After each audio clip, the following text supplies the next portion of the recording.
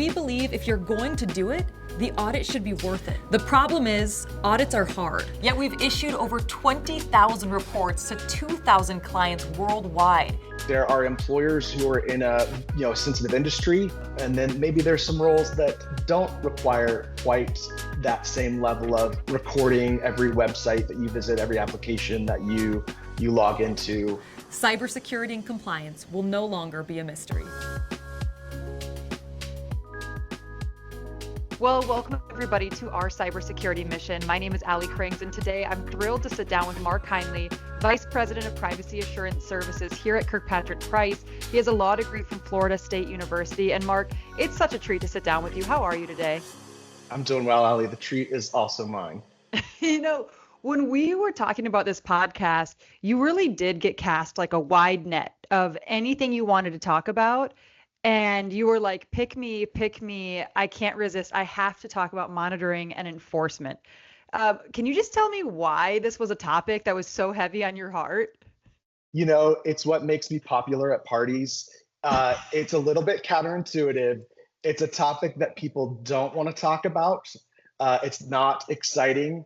It does not generate buzz like AI generates buzz. And yet it is critical to keeping organizations out of trouble and keeping the personal data and the people that personal data belongs to out of trouble. And so it feels like I'll take up that standard. I'll take one for the team by tackling the topic that people might ignore to their own detriment. But I think we can make it interesting. I think we can make it interesting. I love the challenge. We're just going to start from the very beginning because, again, our podcast focus is to kind of break down the barriers of cybersecurity, make topics that are maybe not like hot, glamorous topics, make them interesting and make them understandable for everybody, regardless of what role you play in your organization. So, Mark, will you just give us the basics of the foundation here? What is monitoring? What is enforcement? Can you just define those for us?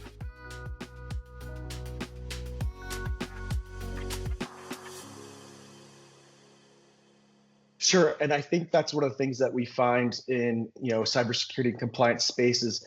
We're actually talking about things that people sometimes want to do, and in a lot of cases, they're already doing it. They might use different words to describe it, but they are already doing it, and in some cases, they want to do it. So monitoring enforcement, I think, fall into that category of at least they might be doing it, even if they didn't fully realize it. So we might be able to help them do it with intention and understanding. So monitoring is, you can think of it as governance, internal evaluation of whether or not we're doing what we said we would do. And when this is a topic within like the SOC 2 framework within the privacy criteria. And so it's really governance. Are we doing what we're supposed to be doing, what we say we're doing? And if we're not, how do we fix that? That's the enforcement part. How do we make sure that an employee or a business unit or a vendor does what they're supposed to do when it comes to protecting personal data? Or you could apply this to more broadly to security and data governance topics that aren't privacy. But are we doing what we're supposed to be doing? And if we don't, how do we handle that? Does that make sense? It does make sense, but how do they work together then to just create a cohesive defense strategy?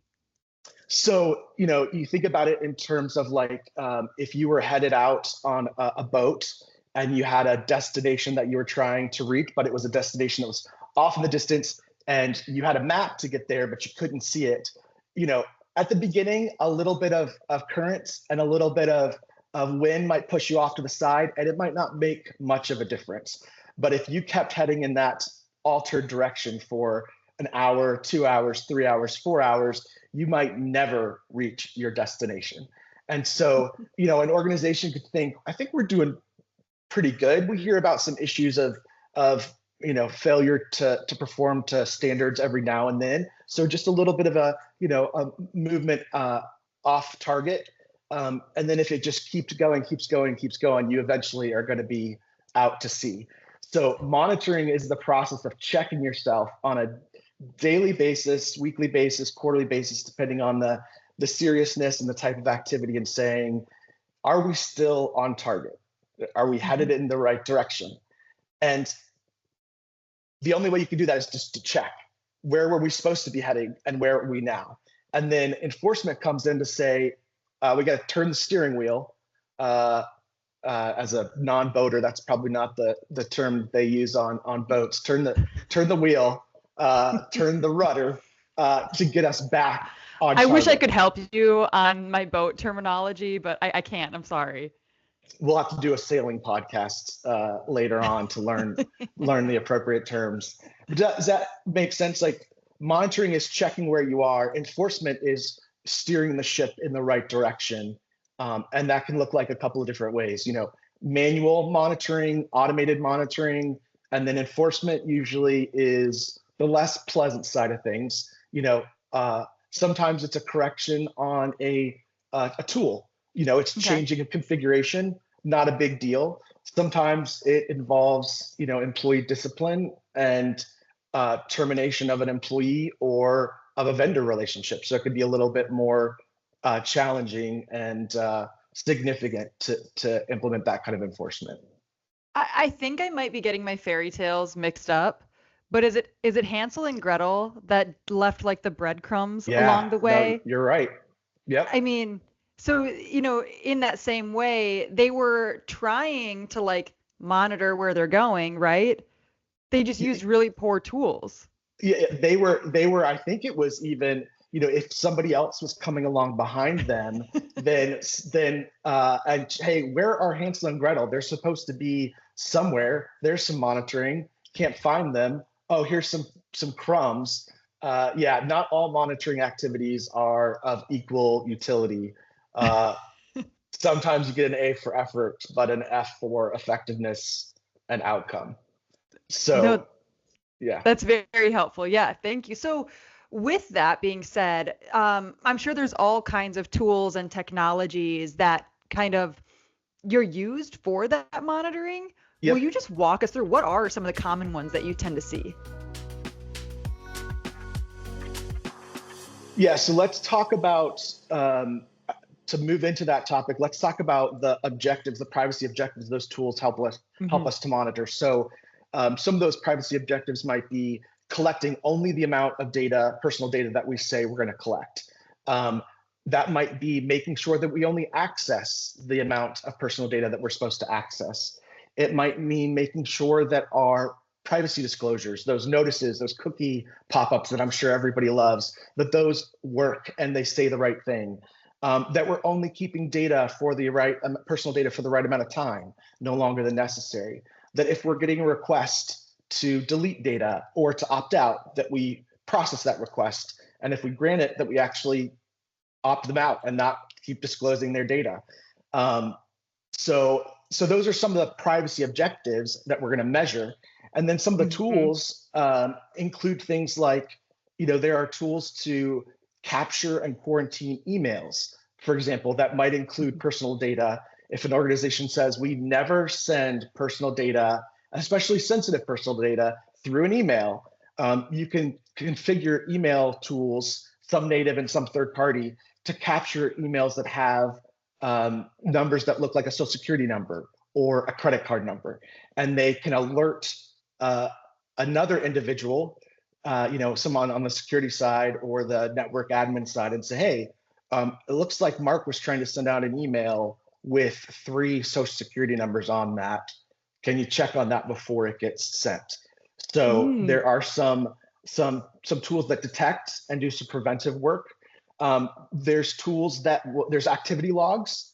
So in a software system, you can see, let's think of like an account system where people have their names and their addresses and maybe their credit card information and what they've bought, or maybe it's healthcare related and it's the last time they visited the dentist and what kind of services were performed. There are logs that track the activity that says, oh, it looks like Mark logged into this patient's account, this patient's file, and it looks like he changed some data. And that gives us a chance to go back if there's ever a question about the accuracy of that data and say, wait a minute, that's not, I didn't visit on that date, or that wasn't the diagnosis. I have this printout. Activity logs, depending on how they're configured, can say it was changed from this number to this number by Mark on this date at this time. So it's kind of running in the background to give us a history of what the original record was, to determine if there was any either error or bad acting. Yeah. So, and how do you determine if this is like normal activity and everything's totally fine and, it's okay that, Mark did change a couple things here, or how do you determine it's a potential threat? So good question. So sometimes that's based on volume. There are tools to provide alerts if there is someone trying to access a system that they don't normally have access to. Hey, Mark tried to access a system 3 times yesterday, and then 3 times today, and then 3 times a couple of days last week. Hey, I'm not sure if he's supposed to be in there. And then even if they are supposed to be in there, there are tools like data loss prevention tools that will say, whoa, there was a mass download of PII on this date, way larger than we normally see. And it sends an alert to people who can provide oversight and say, is that okay? Did someone authorize that? And if so, is it being handled by the right person in the right way? So sometimes it's volume. Sometimes it's the nature of the data. Sometimes it's, you can run scripts to see if data got changed when it was, we know this data is never supposed to be changed. It should, it happened, it's fixed in the past, and it should never change. And you can run scripts to say, hey, wait a minute. Is this why we have to have our work computers like monitored? When I initially signed on with KirkpatrickPrice, I have a nice little Mac laptop that I use for a lot of my work. And I was like, hey, I can just use this because I'm only filming podcasts, right? And, it was pretty quick that HR and IT were like, hey, actually, we want to just see everything you're doing. And like, we don't really want to see what's going on your personal laptop. So why don't we give you a work issued Mac? Is that part of the monitoring, just as employees? There are some preventative, it's called configuration management. It's to set things up so that Allie gets access to the things that Allie needs access to and doesn't get access to the things that Allie doesn't need access to. And that's based on the role that you have and the job duties that you have. And then that should, have ripple effect into the programs that you have. Sometimes, monitoring and privacy restrictions, maybe you don't need access to edit data, but maybe you need access to reading, and that's it. And so you can create sort of a preventative monitoring approach by saying, let's only allow these people to see things, but not actually change anything. And that prevents us from having to worry about their impact on the accuracy and the confidentiality of this data. It's so interesting, and I really appreciate you kind of bringing this to light because, again, I describe myself, I'm just like the lowly podcast host. It's not like I really deal with big data or privacy numbers or anything like that. But, if I were allowed to have used just my personal laptop, then I'm opening up our organization to potentially a threat. Is that right? Yeah, and so there's preventative measures to that are monitored. So hey, does Allie's access look like it was when we set it up, or is it look like Allie's doing something she's not supposed to? But then we talk to Allie and we say, hey, that wasn't actually her, and we find out, oh, there was a backdoor in Allie's personal laptop. That one time she went to Starbucks and used their public Wi-Fi, and someone was able to hack into her device and then therefore hack into our network. And so there's tools along the way to say, are people where they're supposed to be? Is data where it's supposed to be? And if not, who needs to know about it and what do we do to fix it? Could you give us an example of maybe like effective monitoring where, because we were able to catch this early, we really avoided a big problem later? Yeah, so I think of one client that we work with that's B2C, so very they work directly with consumers, so and they get a lot of financial information. And one of the things they've done is they get a lot of data deletion requests, and they just created a process on a periodic basis to run. So if you used to use their software and you said, I don't want to use your software anymore, delete my data. They delete your data, but just in case, they run a script every so often to look back for Ali and all your data just to see if anything was missed. Wow. They don't wait for you to come back and check. They don't wait for a regulatory body to investigate. They just go ahead and on their own say, you know what? Ali said she doesn't want us to have her data anymore. We said we deleted it at this point, but is it possible we missed anything? And then they do that over and over and over again. So they're doing the thing they're supposed to be doing, and then they have an automated process to check that deletion activity occurred, and that has prevented them from regulatory exposure about not fulfilling those requests, even when they think they are. They might in good faith think, hey, we did what Ali asked us to do, when in reality, there's tons and tons of your name and your address and your bank account information in a place no one thought to look. And so the checking creates an additional level of certainty and compliance. So, I mean, that's a great example and it's absolutely genius. But why doesn't everybody just do that then? That I think if we had the answer to that question, we might be able to retire and just do podcasts. I think if I'm being, if we were going to narrow it down to sort of simple, fairly binary answers, some people don't know. They don't think about the monitoring aspect, and some organizations don't want to check because they are okay with the activities that they're engaged in, and monitoring would expose what they don't want exposed. So, and then maybe to be fair, on the privacy side, the security side, you've got, I would say, more standardization in terms of roles like CISOs and CTOs and, application development roles. There are fewer roles in the privacy world for governance, and they're not as historically, they haven't been around as long. Data protection officer is a role that became popular with GDPR. That's only been around for 7 years now. That's the age of a small kid. And a lot of organizations don't even have one. So who's going to actually, even if an organization said, we really want to make sure we're doing the right thing, I don't know how, and I don't have the time to do it, would be a fair reading for some organizations about why they're not doing those kinds of proactive checks. Right. And it gets, it feels redundant. It's like, I deleted it. It's done. It's over. Yeah. There's another potential reason is that they think it's unnecessary. Totally. It's a spend in terms of a role, a tool, and money that's not useful, because we believe that people here do the work that they say they're going to do the first time. So why do we need to over and over and over again check them to see that they've actually done it? So on the flip side, like that's a great example of proactive monitoring. Have you seen a situation where too much monitoring has backfired, or is it always just a good thing?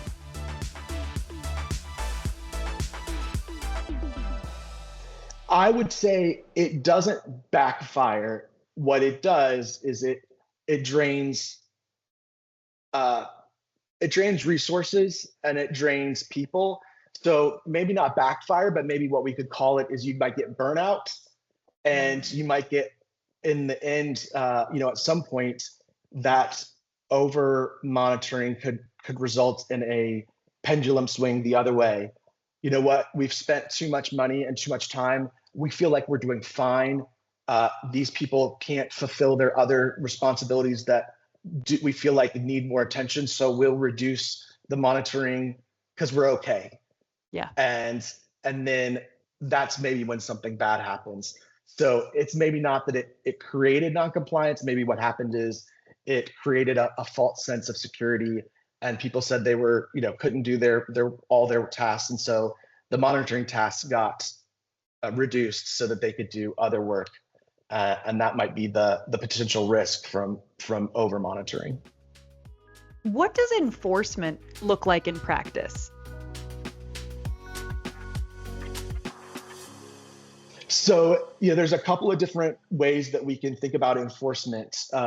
It's, you've got very narrow manual processes, and then you've got enterprise-wide automated strategic processes. So, for example, let's say someone called into a call center for a credit card company and said, I want you to delete my data.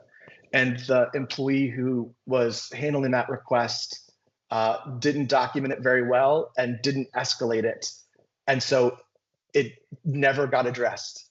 And then they were doing some review and they found out, well, we got a deletion request 3 months ago, and we were supposed to have responded within 30 days. And so it might be something as relatively simple as coaching an individual employee to say, hey, this is a policy. You got to stick to it.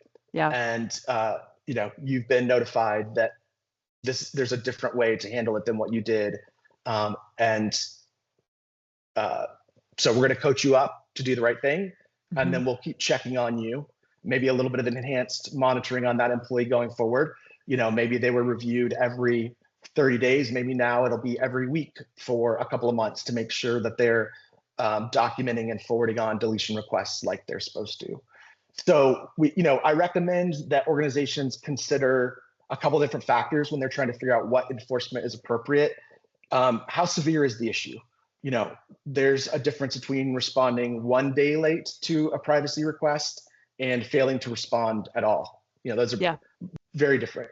The sensitivity of the data, again, if we're still talking privacy compliance enforcement, there's a difference in privacy issues related to marketing data than there is for a privacy issue, non-compliance related to healthcare services or education or financial data or employment data. Those, marketing data has an impact, but privacy, unauthorized disclosure or even unauthorized access to someone's sensitive healthcare data is a huge deal. Is it an employee or is it a third-party vendor? That can impact the type and intensity of the corrective action. And then, is this the first time this has happened, or is this a repeat offense? Those are all factors that should come into play in determining what kind of response is appropriate to the situation. So you mentioned a moment ago that there is automated enforcement as well. What can you describe what that is, but then maybe the benefits of automated enforcement or the limitations that it poses? Yeah, you could have a scenario where this is common across information technology and security systems. If someone tries to log into a system multiple times without success, then they are automatically locked out, and they have to contact someone to get access to that system. And that, no human intervention in that particular scenario is a configuration was set up, and it was like, hey, whatever's going on, we don't even need to have a person that sits there every time and says, was this the third time? Do they need a fourth time or a fifth time? We're just going to go ahead and lock you out until we can get to it, because that looks like that's a problem to us. Now, it could be someone just forgot their password or was fat fingering it.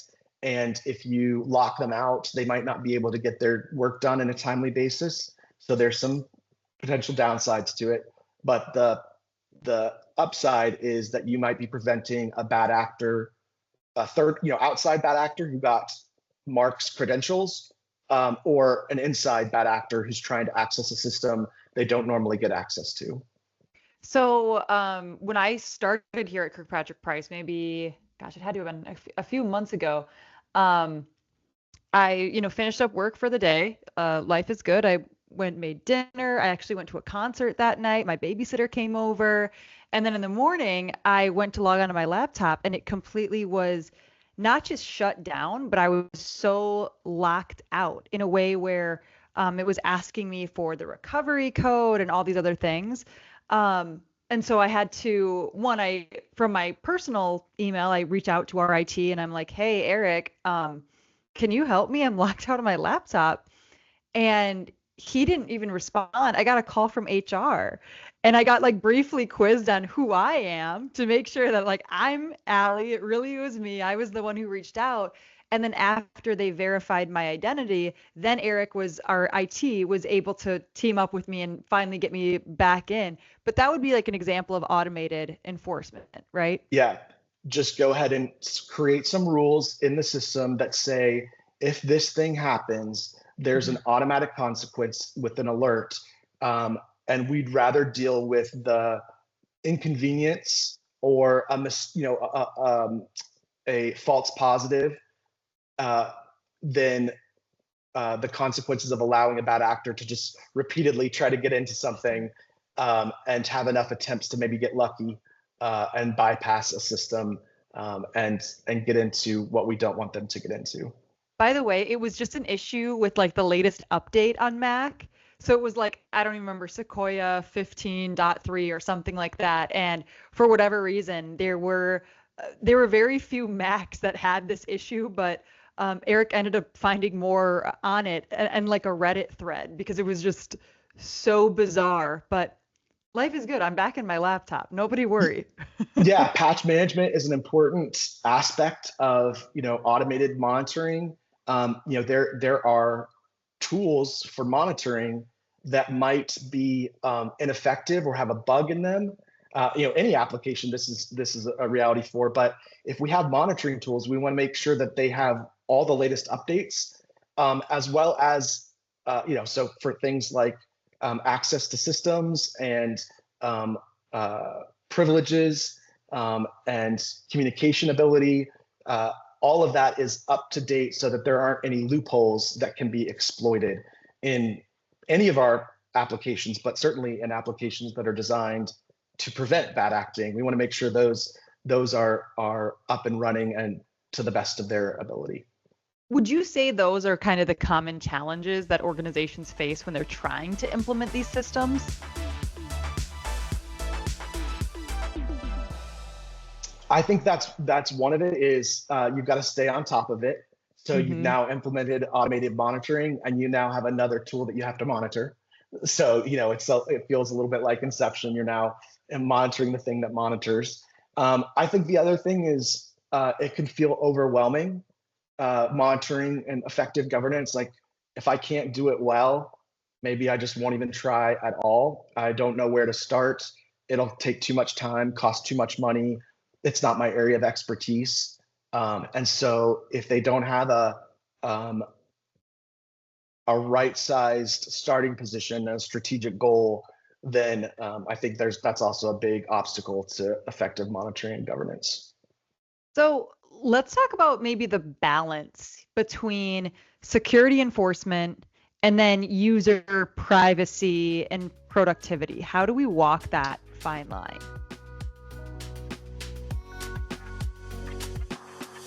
It's a great question. This question became even more to the front in 2020 when people started working remotely in scenarios where they had never worked remotely. And there were, and there are software tools where organizations, employers will manage and monitor every keystroke that you make, every website that you visit, how long you're in a certain application. So they know it should take about 10 minutes to complete this task, but Mark was working on this for 25 minutes. Even, for like things like remote test taking, we have to take pictures of our desks and the surrounding area.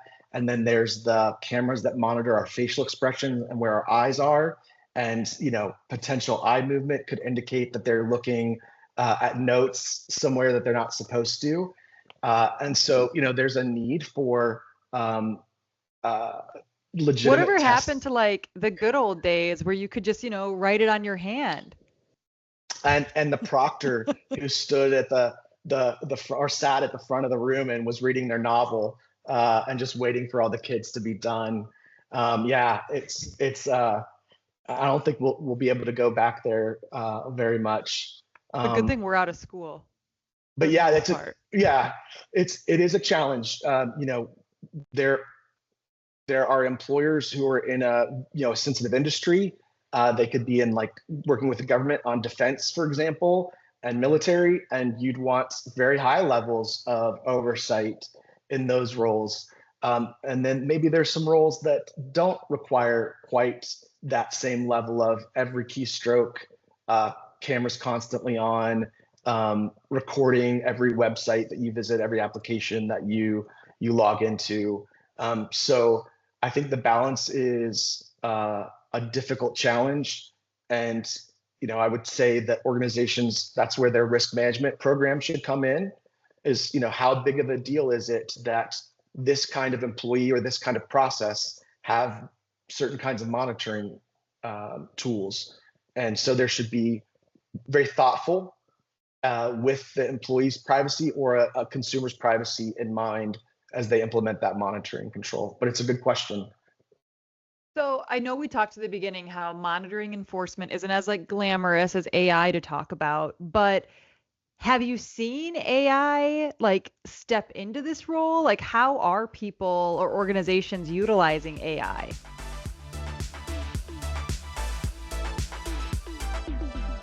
Yeah, absolutely. This is an area that creates even more challenges with monitoring, while also creating some potential opportunities. The benefits are that you could deploy AI in ways to augment staff. So if you're limited in the amount of people that you have to monitor, you could use AI to augment it and maybe increase your ability and your scope. The challenges come in where there might be accuracy issues about the errors that AI identifies. And then there's the cultural impact. I was reading an article recently about an organization that ended up laying off almost 80% of their staff because the owner said, we're going to adopt AI. And if you can't get on board, then this isn't the right place for you. And they found a lot of active pushback against the use of AI.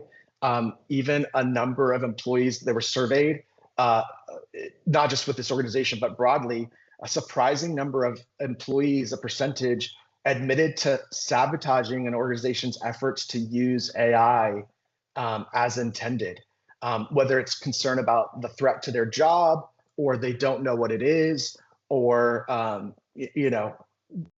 just human, jealousy or whatever it is. Yeah. One of the challenges with AI governance is, do you have bad actors who are intentionally thwarting the tool's ability to accurately monitor and provide feedback about what's going on? It's so interesting. And I do think, there's AI can be such an intimidating topic when you're, just dipping your toe into the pool to learn more about it. I almost wish that organizations, when they choose to adopt it, they explain it in a way of like, hey, here's how it's going to be your teammate and not your enemy. Yeah, that's, one of the discussions coming out of that organization's decision to lay off so many people was the approach of augmentation versus replacement. So is AI going to do the work instead of a person, or is it going to support the work of a person and make them more efficient? And some organizations are, much more a replacement than they are augmentation. But that's expensive and challenging. And maybe some organizations, that's not, the more an organization is involved in sort of custom or unique activities like professional services, it's harder for us to automate professional services. But there are some activities that could be repeated very successfully by AI, or some tasks that could be repeated. Translation to some degree, filling in forms, that can be done. And so it depends on what an organization, the services they provide, how regulated they are, how big of an organization they are, to the degree that they can implement AI monitoring capabilities. So not just with AI monitoring, but monitoring and enforcement with and without AI.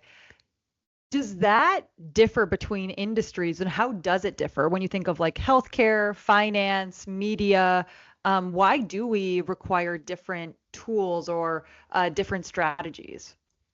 It's a good question. It does differ, and it's because the risks are unique based on the different types of industry. So in healthcare, you've got a couple of big risks. One is just exposure of people's healthcare data, regardless of whether their identity gets stolen and there's fraud. It's just the fact that someone would look, there's a temptation when a celebrity is admitted to a hospital, for example, for people who work there, even practitioners, care providers, but those care providers aren't actually providing care for that celebrity. They might want to look up and just see, I wonder what they're here for and how big of a deal this is. Even if they didn't sell that information to a tabloid or post about it, just the access, we believe, is a violation. And so there's a risk based on just the value of having your health information be confidential. There's a risk just by access. On the financial side, we've got fraud as a huge concern. The ability to take that data by an individual and use it for their own purposes or to sell it to a third party for fraudulent purposes. The risk of fraud is huge on the financial side. So the risks of different activities create the different monitoring approaches and the different regulations that require those kinds of monitoring approaches. What do you think is the most surprising or unexpected thing that you've encountered through monitoring?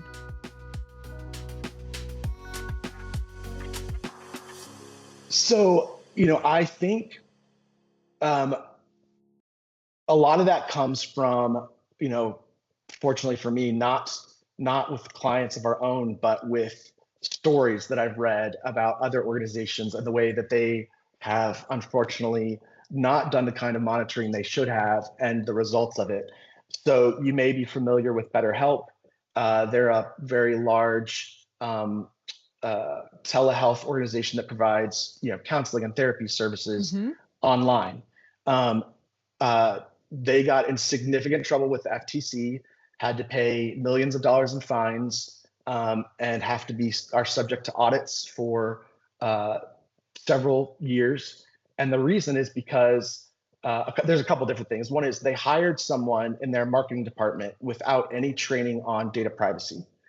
And then they gave that person, and this is a person it was their first job out of college. So they were very inexperienced overall, and they didn't have a background in privacy. And that person was given the authority to make decisions about disclosing PII from people who signed up for BetterHelp to social media sites. That person's intent was to do targeted advertising and say, hey, we've got Allie signed up for, or at least interested in therapy services.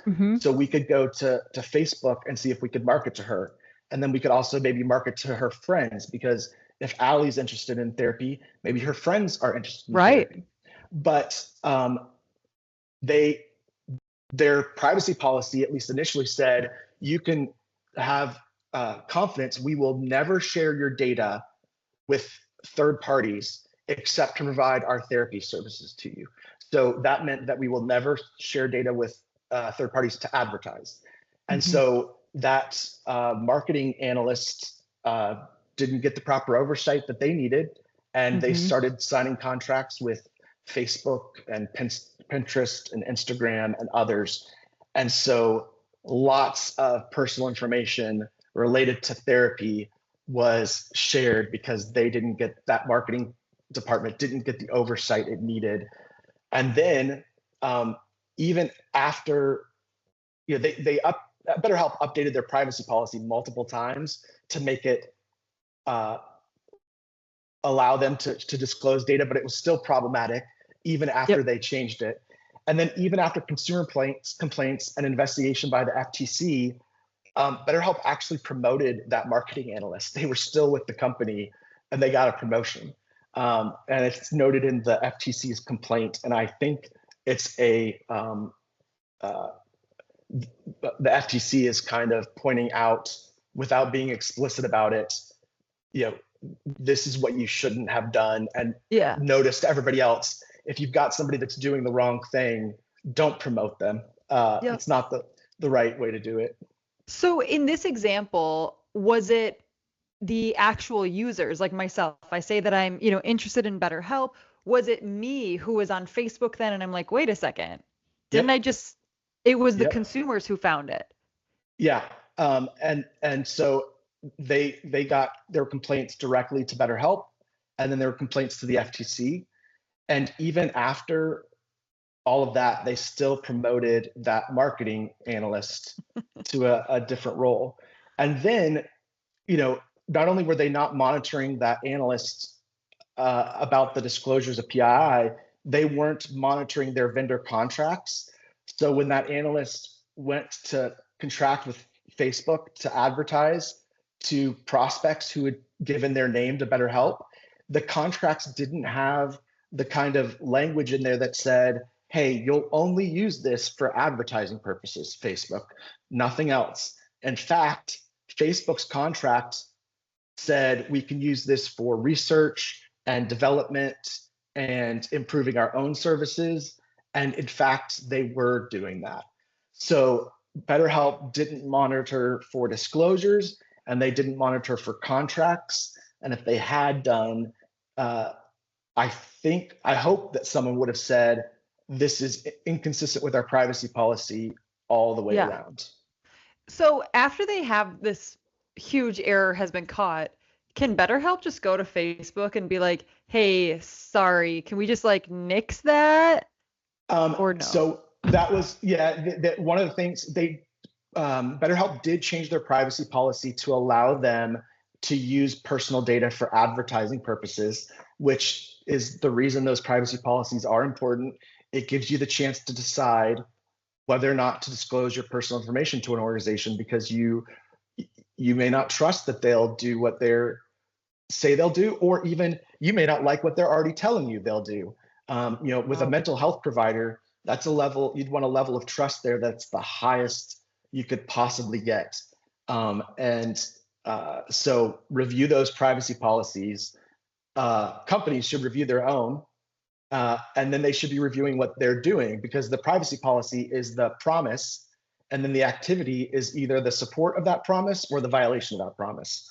And BetterHelp wasn't required by law to not disclose personal information for marketing purposes, but once they made the promise that they wouldn't, then they were obligated to keep that promise. Ouch. That's no good. What else is on your mind, Mark? For those who are listening and you're thinking, where do we start? If let's say, especially on the privacy side, we're not really doing any monitoring. What should we do?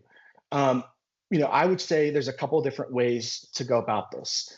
One, choose, the top 3 or 5 privacy objectives based on industry factors, regulatory requirements, maybe privacy incidents that you've experienced or competitors have experienced. If you're in the mental health care telehealth space, look at what BetterHelp did and start your monitoring on your advertising and marketing efforts and the contracts with those vendors.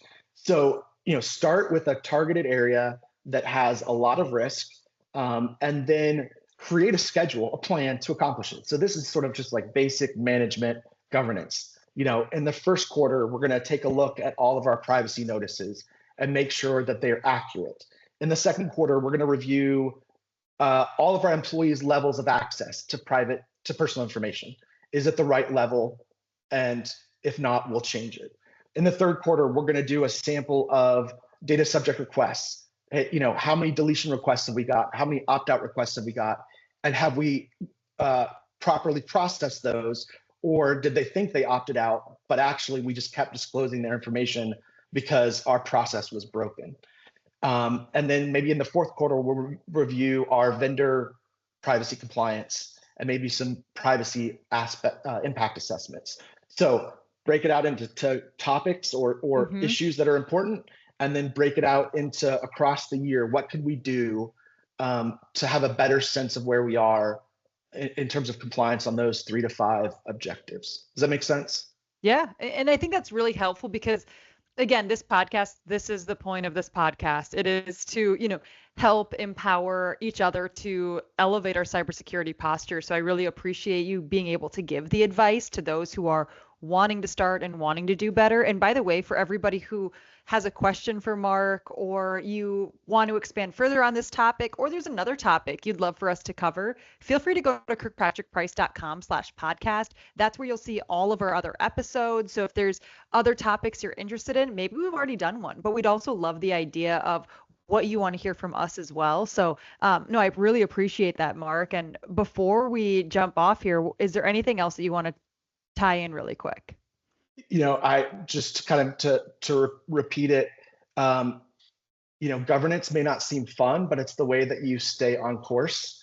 And in the long run, that's best for a company, and that's best for the people whose data a company processes. Start with, what's the most risky, define it, define how to measure that, and then maybe a year or 2 or 6 months, you could expand on that. And then look at those examples of corrective action. There's a bunch more you can find from the Federal Trade Commission publishes its enforcement actions. California and other states are publishing their enforcement actions. You can see what other people have done wrong, what they didn't monitor, what they should have been monitoring, and you can learn. And so that might be the way that you choose your top issues, or it may be just a way that if you're doing really well, but you're looking for some additional ways you can improve your monitoring and enforcement is, hey, what got other people in trouble? People not collecting consent when they thought they were collecting consent, people retaining data longer than they were supposed to retain data, people not granting opt-out requests just because a button was broken. They didn't check the button to make sure that when you clicked opt-out, that it actually resulted in an opt-out. So there's a lot of good examples of organizations doing the wrong thing. And it's, there's ways to learn from your personal experience, and then there's ways to learn from other people's experience. And there's a litany of opportunities that are expensive for them and free for us to learn from. So, don't avoid monitoring and governance because it sounds boring. Start with where you can and learn from others. I love it. Mark, thank you so much for joining us. I hope you have a wonderful rest of the day. Thanks for being a friend of the podcast, and we hope to have you back on again soon. I'd love to. When you work with a Kirkpatrick Price cybersecurity auditor, you work with someone who's been in your shoes. Let's see what the next expert is ready to share to support you in your cybersecurity mission. Hi, my name is Frank Caney. I'm a developer with Kirkpatrick Price. I enjoy application development because it allows me to solve complex problems in a creative way. We use code scanning tools to check for security issues in our code base. But it shouldn't be used on its own. You should have your application regularly tested by a penetration tester to manually check for vulnerabilities in your application. If you want to prepare for success with regulatory compliance, visit KirkpatrickPrice.com/podcast or the show notes to download today's episode resources. We're here to empower you to face your cybersecurity and compliance challenges. Are you ready to join a community of 10,000 people who are working together to elevate the standards for cybersecurity and compliance? It's free to sign up at KirkpatrickPrice.com/podcast or check the show notes and achieve greater levels of assurance today. Thanks for joining us on our cybersecurity mission.